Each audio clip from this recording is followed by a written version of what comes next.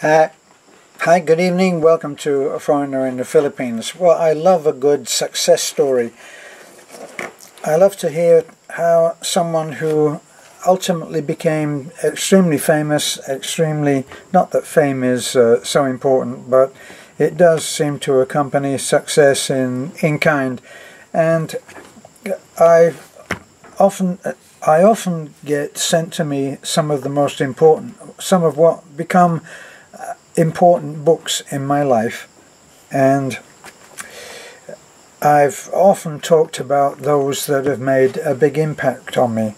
Well, one book that I've really enjoyed has been The Alchemist, and The Alchemist is a success story, the kind of success story that I really like, because it's preceded by absolute failure. And some of the books that I think of that have also been preceded by just total rejection, Chicken Soup for the Soul is one of the books that was rejected by so many of the traditional publishers that they began to despair that it would ever be taken, and it sold something like 100 million books. It sold so many millions, tens of millions of copies, and yet when they touted it round the publishers one publisher even said, that's such a ridiculous title for a book, Chicken Soup for the Soul. Who's going to go for that? Tolkien, who did that famous book,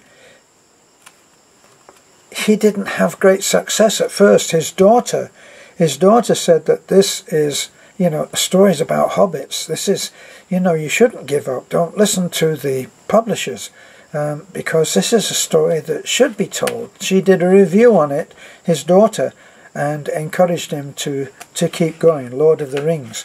And look at what an incredible success that book has been.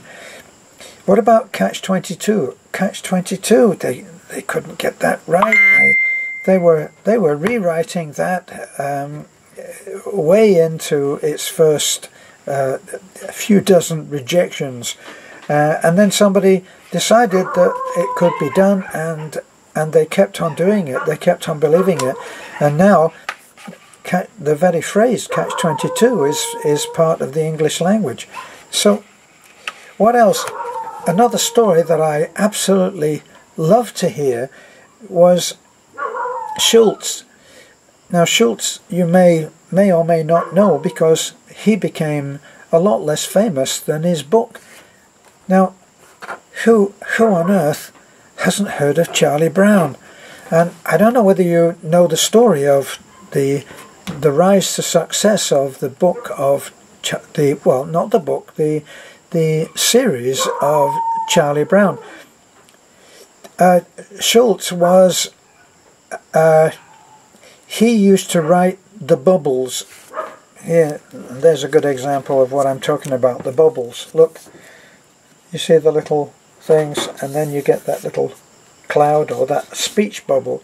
And he used to write that for more successful artists, but in his heart he knew that there was a story that he had to tell, and that was the story of what he called the little people, or the lil, L-I-L, the lil people. And he finally managed to get an interview in New York with a publishing company, and the publishing company, I think, was more into the marketing of cartoon strips for newspapers. Well, he took his portfolio of the little people, and he took that with him, and as luck would have it, he arrived in New York at lunchtime. He went over on his appointment, and he was told by the secretary, the receptionist, well, sorry, but everybody's gone to lunch, so why don't you go and grab some lunch yourself and come back, and you can leave your portfolio here. It'd be quite safe. So he left his portfolio with his drawings, and he went off and he had some lunch. Now, when he finally got back, he didn't know where to go for lunch. He's walking around New York, and then finally he had lunch, and he made his way back and found the office again of the people that he was hoping to see. Well, when he went in to the office, it was a buzz with excitement, because they had come back early from lunch, and they'd opened, in his absence, they had opened his portfolio and had his drawings of the little people all strewn about the desks everywhere, and everybody absolutely loved it. But they didn't like the name Little People, and they called it Peanuts. Now, the rest, you may know the rest, but the link-up that made it a success was that they, within, I think, 3 weeks, it had been syndicated to something like, it could have been 600, maybe it was 60 papers, no, I think it was 600 papers or publications worldwide, and the thing just took off incredibly. He went from nothing to a millionaire in no time at all. But more important than the idea of being a millionaire, when success comes and recognition comes for the work that you have had, only that appeared to be only you that had faith in it, it's not the money that it's about. It's about the recognition. It's about the acknowledgement that your faith has paid off. And he was literally a household word within very, very short time. Another one, don't know much about whether this man, Bill Watterson, had failures, but look at the success of Calvin and Hobbes, the little boy that had a tiger. And Bill Watterson would never be drawn on the nature of the relationship between Calvin and his tiger Hobbes. We, as the viewer, always saw Hobbes as a live tiger, that the little boy had this incredible relationship with him. But when an adult came into the room, Hobbes became a stuffed toy, and that was accepted. A little bit like Winnie the Pooh. Winnie the Pooh was the same. It was a stuffed toy, and yet it became so real to the little boy that this magical, absolutely magical book was born. So, what is it about The Alchemist? The Alchemist was written. So this is in the foreword. I'll try to keep it brief, but it is such a great story. When The Alchemist was first published 25 years ago in my native Brazil, no one noticed. A bookseller in the northeast corner of the country told me that only one person purchased a copy the first week of its release. So he went to a normal publisher, a traditional publisher, and got some kind of a deal, a contract, and they printed some copies. Well, only one person purchased a copy in the first week of its release. It took another 6 months for the bookseller to unload a second copy, and that was to the same person who bought the first. So obviously somebody who was going to share. And who knows how long it took to sell the third. Well, by the end of the year it was clear to everyone that The Alchemist wasn't working. The original publisher decided to cut me loose and cancelled our contract. They wiped their hands of the project and let me take the book with me. I was 41 and desperate. This seems to be, it just seems to be something that happens. It's like a formula that you're the only one who has faith in what you're doing, and nobody else seems to be interested. So and yet something happens. You continue.